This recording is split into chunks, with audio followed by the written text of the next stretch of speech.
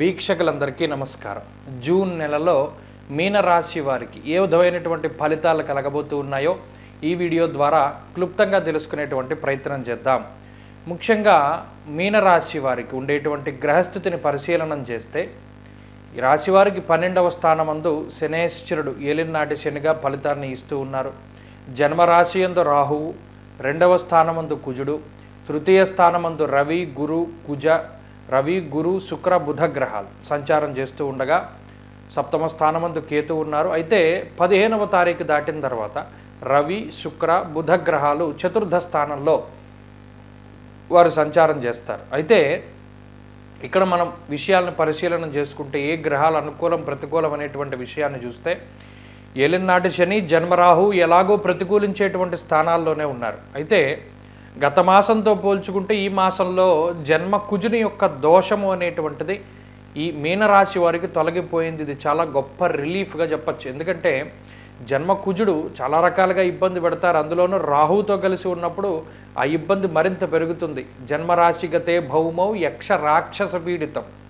రాక్షసులు ఎలా పీడిస్తారో అలా పీడిస్తారన్నారు జన్మ రాహు కుజులు ఇద్దరూ కలిపి. మరి అది పోయింది కాబట్టి, ఆ దోషం తగ్గింది కాబట్టి గత మాసంతో పోల్చుకుంటే ఈ మాసం కొంత రిలీఫ్గానే ఉంటుంది. ఇక మిగతా గ్రహాలను కూడా మనం దృష్టిలో పెట్టుకుని చూసినప్పుడు ఒక రవిగ్రహం మాత్రమే, అలాగే శుక్రబుధులు అడపాదడప కొంత అనుకూలంగా ఉన్నారు. ప్రత్యేకించి 1వ తారీఖు నుండి 15వ తారీఖు వరకు రవిగ్రహం మాత్రమే అనుకూలంగా ఉన్నారు ఈ మాసంలో.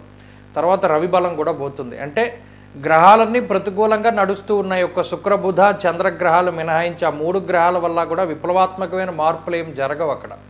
కాబట్టి గుర్తుపెట్టుకోవాల్సిన విషయం ఏంటంటే మీనరాశి వారికి గ్రహస్థితి అంత అనుకూలంగా లేదు. జూన్ నెలలో కొంతలో కొంత అనుకూలంగా ఉండేటువంటి టైం కూడా 1వ తారీఖు దగ్గర నుండి 15వ తారీఖు వరకు. ఏ ముఖ్యమైనటువంటి పని చేయాలన్నా ఈ టైంలోనే చేసుకుని ముందుకెళ్ళాలి. ప్రత్యేకించి ఆర్థిక పరిస్థితులను చూస్తే ఆర్థికంగా ప్రతి చోట కూడా ఖర్చు కనబడుతూ ఉన్నది. ఎందుకంటే 12వ ఇంట్లో శనేశ్వరుడు మన హానిర్మన క్లేశం కృషియర్ భోజన బలపు సహా. జన్మరాహు చూస్తే ధారాపుత్ర విరోధస్య ప్రవాసం రోగపీడనం. అలాగే గురుడు చూస్తేనేమో తృతీయ స్థానంలో ఇబ్బంది పెట్టేటువంటి స్థితి. అర్ధాష్టమ రవేమో అంతఃక్లేశం గృహశ్చిత్రం సౌఖ్య హానిమ భోజనం. ఇలా ఏ గ్రహం చూసినా మనకు వచ్చేటువంటి డబ్బుని ఖర్చు పెట్టించేటువంటి స్థితే కనబడుతుంది. మీకు 100 రూపాయల ఆదాయం వస్తే 90 రూపాయల ఖర్చే కనబడుతోంది. ఈ 90 రూపాయలు కంపల్సరీ ఖర్చు అంటారు. మిగతా పై ఖర్చులు ఏవైతే ఉన్నాయో అవి మీకు ఈ గ్రహస్థితి వల్ల పెరుగుతూ ఉంటాయి. అంటే ఇది లోటు బడ్జెట్టే. జూన్ నెల కూడా కొంత ధనం లోటు బడ్జెట్లోనే మీరు ఖర్చు పెట్టవలసినటువంటి పరిస్థితులు ఉన్నాయంటే కొంత అప్పుకి వెళ్ళాలి. ఇక ఆరోగ్య పరిస్థితులు వస్తే ఇవి కూడా కొంత ఇబ్బందికరంగా ఉన్నాయి. ప్రత్యేకించి జన్మరాహువు వ్యయ శనేశ్వరుడు, ఇటు కర్తరీ దోషం అంటారంటే 12, 2వ స్థానాల్లో 2 క్రూరమైన గ్రహాలుండి జన్మరాశి యందు రాహు ఉన్నప్పుడు చాలా ఒళ్ళు దగ్గర పెట్టుకుని ఉండాలి. ఎందుకంటే ప్రయాణాలు చేసేటప్పుడు స్పీడ్గా వెళ్ళకూడదు, సేఫ్టీ ప్రికాషన్స్ తీసుకోవాలి, అనవసరమైన ప్రయాణాలు చేయకూడదు, తప్పనిసరి పరిస్థితుల్లో దూర ప్రాంత సంచారం చేయాలి. అలాగే అతివేగం అనేటువంటిది పనికిరాదు.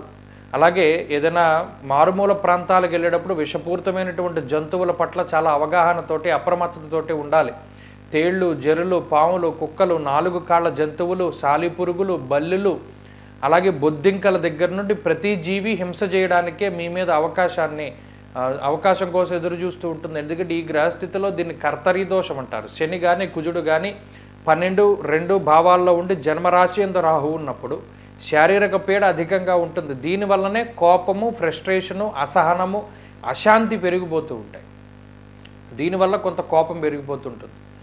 ఇటువంటి విషయాల పట్ల జాగ్రత్తగా ఉండాలి. అంటే ఆరోగ్యము, ఆర్థిక పరిస్థితులు అంత అనుకూలంగా లేవు. ఈ కుటుంబ పరిస్థితులు చూస్తే ధారాపుత్ర విరోధస్య అని రాహు ఉన్నప్పుడే చెప్పారు. అంటే కుటుంబ సభ్యుల యొక్క సహకారం ఏమి ఉండదురా బాబు, నీ పన్ను చూసుకోవడమే. కనీసం ఫ్యాన్ స్విచ్ చేయమన్నా కూడా ఎవడు వేయడు, ఈ టీ కప్పు తీసుకెళ్ళి అటు పెట్టమన్నా ఎవడో పెట్టడు, ప్రతి చిన్న పని నువ్వే చేసుకోవాలి అని చెప్పి బల్లగుద్దినట్టు చెప్తోంది శాస్త్రం. కాబట్టి మీనరాశి వారు సొంత స్వయం కృషిని నమ్ముకోవాలి, సొంత తెలివితేటల్ని, సొంత శక్తిని నమ్ముకోవాలి. తప్పితే ఎవరినైనా నమ్ముకుంటే ఇక మీరేం చేయలేనటువంటి పరిస్థితి. ఉద్యోగపరమైనటువంటి విషయాల్లో కూడా కొంత సానుకూలత ఉన్నది. అది కూడా రవి బలం ఉన్నది కాబట్టి ఎంత కష్టం వచ్చినా నేను చేయగలను అనేటువంటి ధైర్యాన్ని రవి ఇస్తారు. కాబట్టి ఉద్యోగంలో ఉండేటువంటి ఇబ్బందులు ఏవి కూడా అంత దరికి చేరవు. ప్రత్యేకించి ఏదైనా ఇబ్బందులు ఉన్నా కూడా అవి దాటవేస్తారు. ఉద్యోగం అయితే పోయే పరిస్థితులు లేదు. చాలా రేర్ కండిషన్. జాతకంలో ఉన్న దశాంతర దశలు బాగా లేకపోతే ఉద్యోగం పోతుంది తప్పితే, పీకల మీద వరకు వచ్చి ఏదైనా దూరంగా వెళ్ళిపోవాలి తప్పితే ఉద్యోగం పోయే పరిస్థితులు లేవు. జాతకంలో దశలు బాగోపోతే ఉద్యోగం పోతుంది. అలాగే వ్యాపారం బాగున్నది. వ్యాపారం లాభసాటిగానే సాగుతూ ఉంటుంది. వ్యాపార పరంగా వచ్చేటువంటి సమస్యలు ఏవి కూడా ఈ రాశి వారిలో కనబడడం లేదు. అలాగే ప్రత్యేకించి విద్యార్థులకు ఉండేటువంటి గ్రహస్థితులు, చదువుకునేటువంటి వారు, ఉద్యోగాల కోసం ప్రయత్నం చేసేటువంటి వారు, లేదా కొత్త ఉద్యోగాలు వెతుక్కునేటువంటి వారు, లేదా విశ్వవిద్యాలయాల కోసం కాంపిటేటివ్ ఎగ్జామ్స్లో వాటి కోసం నిమగ్నమై చదువుకుంటూ ఉండేటువంటి వారు, వీరికి గ్రహస్థితి అంత అనుకూలమైనది కాదు. ఓవర్ కాన్ఫిడెన్స్ వల్ల దెబ్బతినడానికి అవకాశం ఉంటుంది. చాలా జాగ్రత్తగా వ్యవహరించాలి. ఎప్పుడూ బుద్ధి పనిచేస్తూ ఉండాలి. పక్కవాడిని ఎప్పుడూ నమ్ముకోకూడదు. సొంత తెలివితేటలు నమ్ముకోవాలి, గురువుని నమ్ముకోవాలి. అప్పుడే బాగుపడతారు. అలాగే స్త్రీలకి ఇదే రకమైనటువంటి ఫలితాలన్నీ కూడా అన్వయం అవుతూ ఉంటాయి. స్త్రీలలో ఆత్మవిశ్వాసం లోపించడానికి, అలాగే ఏదో ఒక మానసిక బాధ ఉండడానికి అవకాశం ఉంటుంది. అయితే ఇదంతా కూడా పాసింగ్ క్లౌడ్స్ అంటారు. అంటే ఎప్పుడూ ఒకేలా ఉండదు ఈ గ్రహస్థితి. ఒక నెల ఒకలా ఉంటుంది, ఒక నెల ఒకలా ఉంటుంది. ఇదంతా మారుతూ ఉంటుంది. ఇది ఈ నెల బాగాలేదు కదా అని చెప్పి డీలా పడిపోవాల్సినటువంటి అవసరం లేదు. జాతకంలో దశలు అంతర్దశలు బాగుంటే అసలు మీరు దీన్ని ఈజీగా దాటగలుగుతారు. జాతకంలో కూడా దశలు అంతర్దశలు బాగా లేకపోతే మనం ఏం చేయలేము. ఎందుకంటే అదంతా కర్మ ఫలితం కాబట్టి. భగవదారాధన ఒకటే మార్గం. భగవంతుడు ఆశీర్వచనం కనుక ఉంటే అసలు ఈ గ్రహాలు ఏమీ చేయలేవు కదా. కాబట్టి ఆ విషయాన్ని దృష్టిలో పెట్టుకోవాలి. అలాగే వ్యవసాయం చేసేటువంటి వారు, భూమిని నమ్ముకుని జీవనాన్ని సాగించేటువంటి వారికి కూడా పరిస్థితులు కొంత సానుకూలంగానే గోచరిస్తూ ఉన్నాయి. ప్రత్యేకించి మీనరాశి వారు ఏ రకమైనటువంటి రెమెడీని పాటిస్తే ఈ మాసంలో మరింత అనుకూలత ఉంటుంది అంటే, ఒకటి ప్రధానంగా ఆంజనేయ స్వామి వారి యొక్క ఆరాధన అధికంగా చేయాలి. అలాగే ఋగ్వేదాంతర్గత సూక్తం, మన్యు సూక్తం అని ఒక సూక్తం ఉంటుంది. అలాగే సర్ప సూక్తం అని ఇంకో సూక్తం ఉంటుంది.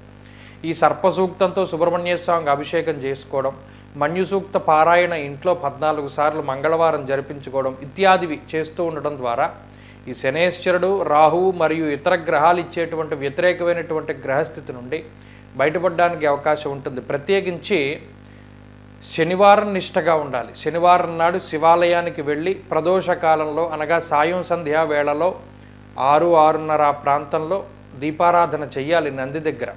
అలా చేసినట్టయితే చాలా రకాలైనటువంటి సమస్యల నుండి బయటపడడానికి అవకాశం ఉంటుంది. భగవంతుణ్ణి నమ్ముకోండి. భగవంతుణ్ణి నవవిధ భక్తి మార్గాల ద్వారా ఆయన్ని ప్రసన్నం చేసుకోవడానికి ప్రయత్నం చేయండి. ఖచ్చితంగా ఈ గ్రహస్థితి నుండి మీనరాశి వారు బయటపడతారు. మరింత మంచి గ్రహస్థితి ముందుగా ఉన్నది కాబట్టి భయపడాల్సిన పని లేదు.